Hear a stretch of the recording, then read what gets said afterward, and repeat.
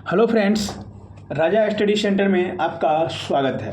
तो अभी जो हम बात करने वाले हैं सुपर टीटी सिलेबस की, किसके बारे में बात करने वाले हैं? Super TT syllabus. इसका सिलेबस क्या रहने वाला है आज हम आपको अच्छे से बताएंगे। अभी तक ऑफिशियल कोई भी आया हुआ सिलेबस नहीं है। तो जैसे कि आप लोगों को पता होगा, लगभग 70 से 80%, कितना, लगभग 70 से, चलिए अब मैं आपको बताता हूँ कि 70 से 80% जीएस पूछे जाने की संभावना है।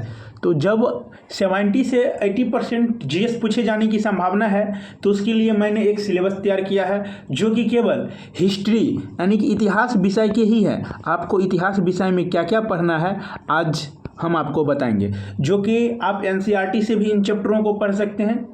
लुसेंट या एनसीईआरटी बेस्ड कई एग्जाम आते हैं, आप उनसे पढ़ सकते हैं। गारंटी है कि इसमें और थोड़ा बढ़ेगा, लेकिन जो मैं बता रहा हूँ उतना चैप्टर सुपर टीटी के सिलेबस में रहना फिक्स है। क्योंकि देखिए, आपको सिलेबस देखने के बाद पता चल जाएगा कि मैंने कौन कौन से चैप्टर को इसमें लिया हूँ।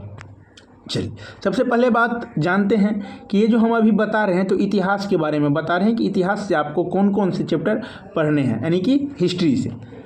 उसके बाद जानेंगे इतिहास के 3 भाग हैं। इतिहास के कितने भाग हैं? इतिहास के 3 भाग हैं।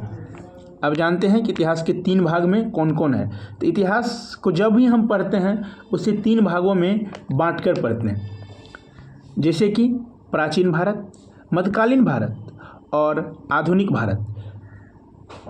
तो भारतीय इतिहास को इन 3 भागों में बांट करके पढ़ा जाता है। तो प्राचीन भारत, मध्यकालीन भारत और आधुनिक भारत।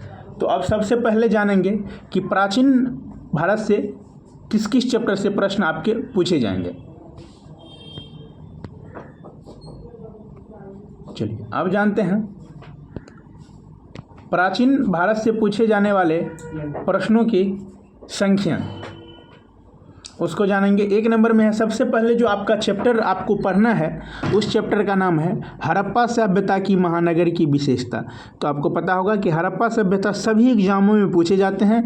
जैसा कि बीपीएससी ले रहा है एग्जाम, तो उसी अनुसार जो आपका बीपीएससी का सिलेबस है उसी अनुसार आपका ये सिलेबस भी तैयार होगा। उसमें भिविया चैप्टर को लिया जाएगा। तो हड़प्पा सभ्यता की महानगर की विशेषता से पूछे जाने की पूरी संभावना है। उसके बाद दूसरा, बौद्ध धर्म, जैन धर्म, अशोक और गुप्त काल। इन सभी 5 चैप्टरों से प्राचीन भारत में प्रश्न पूछे जाएंगे, जो कि मैं आपको शॉर्ट में बता रहा हूँ। तो प्राचीन भारत में आपको इन्हीं 5 चैप्टर को पढ़ना है। तो किस किस 5 चैप्टर को पढ़ना है? हड़प्पा सभ्यता की महानगर की विशेषता, बौद्ध धर्म, जैन धर्म, अशोक और गुप्त काल। इन्हीं 5 चैप्टर को पढ़ के आप अभी फिलहाल प्राचीन भारत को कंप्लीट कर सकते हैं या रिवाइज कर सकते हैं। चलिए अब जानते हैं मध्यकालीन भारत में। मध्यकालीन भारत में आपको क्या सब पढ़ना है? तो मध्यकालीन भारत में सबसे पहले, मध्यकालीन भारत में आपको सबसे पहले गुलाम वंश पढ़ना है। किसको पढ़ना है? गुलाम वंश। उसके बाद इल्तुतमिश, उसके बाद बलबन, उसके बाद अलाउद्दीन खिलजी, उसके बाद मोहम्मद बिन तुगलक,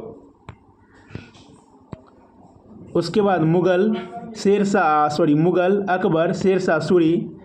दक्षिण भारत के इतिहास, विजयनगर और बहमनी। मध्यकालीन लेखक की रचना।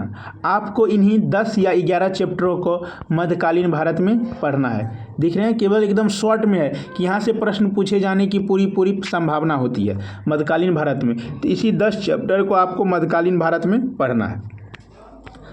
अब जानते हैं कि आधुनिक भारत में आपके कौन कौन से प्रश्न पूछे जाएंगे।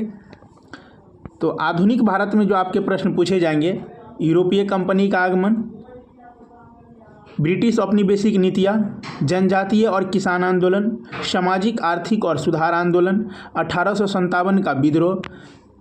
इसमें जो सबसे महत्वपूर्ण है 1857 का विद्रोह, इससे तो निश्चित ही क्वेश्चन रहेगा। क्रांतिकारी गतिविधियाँ, भारतीय राष्ट्रीय आंदोलन, गवर्नर जनरल और उसके कार्य, कांग्रेस अधिवेशन।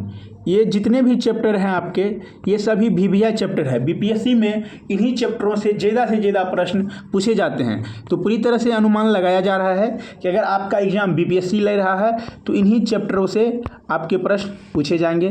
तो आप क्या करेंगे, इसका स्क्रीनशॉट ले लेंगे। आप इसका स्क्रीनशॉट सबसे पहले ले लेंगे। मैं इन सभी चैप्टरों का क्लास जब तक सिलेबस नहीं आता है तब तक कराऊंगा।